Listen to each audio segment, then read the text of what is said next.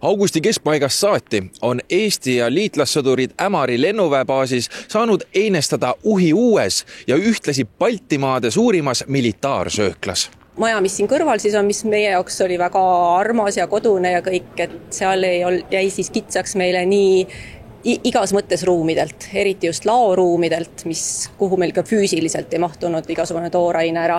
Sööjad ei mahtunud söögisaali ära ja teenindaval personalil köögil oli kitsas seal. Tänases uues toitlustuskompleksis on meil projekteeritud siis selliselt, et 3200 sõdurit on võimalik 3 korda päevas ära toitlustada. 5500 ruutmeetrises sööklas saavad argiselt ühe toidukorra kohta söönuks umbes 600 kuni 900 inimest. Lõviosa neist mahuvad üheskoos samaaegselt laudade taha einestama.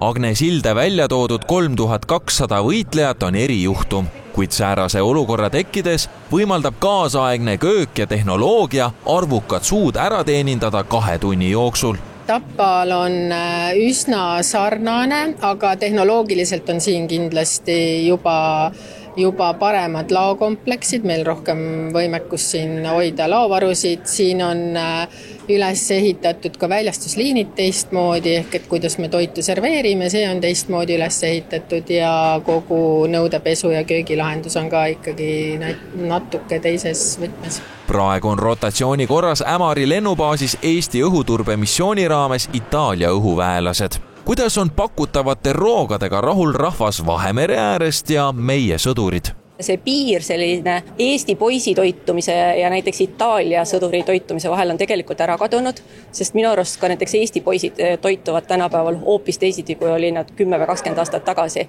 Ehk et me olemegi siin näiteks sisse viinud pool aastat tagasi vist salatipaari, ehk me ei sega enam salateid kokku majoneesiga mingiteks sõgusalatiteks, vaid meil on eraldi komponendid, porgand, tomat, kurk ja see on väga sobiv, ma arvan, nii Eesti poistele kui itaallastele.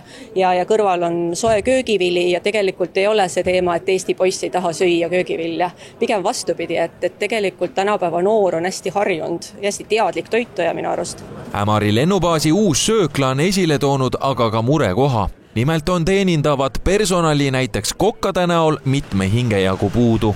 Graafiku alusel töö pole momendil kergete killast, sest päevad on 12-tunnised ja senine kogemus näitab, et 70% töötajatest tuleb Ämari kandist kaugemalt ehk näiteks Tallinna ümbrusest. Sestap loodetakse inimeste värbamisel lisaks muudele hüvedele näiteks eraldi bussiliinile või sõidukompensatsioonile. Fakt on see, et sõdur peab päeva lõpuks olema täis kõhuga, sest nagu Riigi Kaitseinvesteeringute Keskuse Lääne taristuportfelli juht Steven Linkov sõnas, siis tühja kõhuga sõdur on nagu relvasüsteem ilma laskemoonata.